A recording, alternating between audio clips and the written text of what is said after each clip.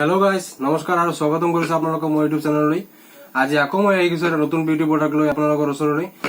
আৰু ভিডিওটো আৰম্ভ কৰাৰ আগতে আপোনালোকৰ ওচৰত মোৰ এটা অনুৰোধ আছে, আপোনালোকে যদি এতিয়াও মোৰ ইউটিউব চেনেলটো সাবস্ক্ৰাইব কৰা নাই প্লিজ সাবস্ক্ৰাইব কৰি দিয়ক। মই আজি ৰিভিউ কৰা প্ৰডাক্টটো হ'ল আপোনাৰ হিমালয়া বডি লোশন।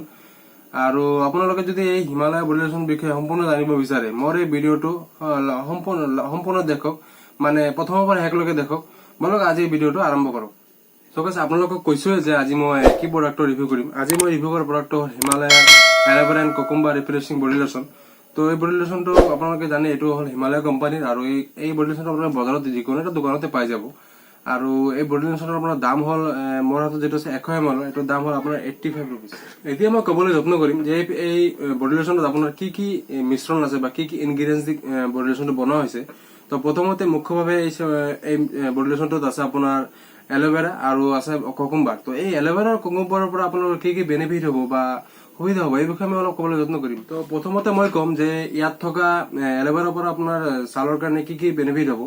তো ইয়াত থকা এল'ভেৰাৰ পৰা আপোনালোকে ভিটামিন পাব আৰু এন্টি অক্সিডেন্ট পাব। আৰু এল'ভেৰাই কি কৰে, যেটো আমি বাহিৰত যাওঁ যেতিয়া সূৰ্যৰ পৰা ৰশ্মিৰ পৰা যেটো আমাৰ ক্ষতি হয়, মানে যেটো আমাৰ স্কিনত হয় না এনেকুৱা যে হাত বিলাক মানে বা বডিটো কলা হৈ যায়, তো এই কলাটো হোৱাটো বন্ধ কৰিব এল'ভেৰাই।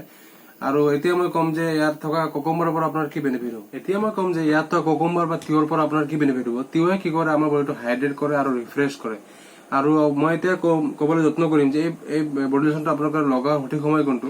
তো এই বডি লোশনটো আপোনাৰ লগাৰ সঠিক সময় হ'ল যেতিয়া আপুনি গা ধুই আহিব, তেতিয়া আপোনালোকে এই বডি লোশনটো ইউজ কৰিব পাৰে। কিয়নো যেতিয়া আমি গা ধুই আমাৰ গাটো একদম চাফা থাকে, তো সেইকাৰণে তেতিয়া মানে গ্ৰহণীয় হয়, মানে যিকোনো বডি লোশন তেতিয়া লগোৱা আৰ কি মানে পাৰফেক্ট টাইম হয়। তো আপোনালোকে তেতিয়া এই বডি লোশনটো লগাব পাৰে।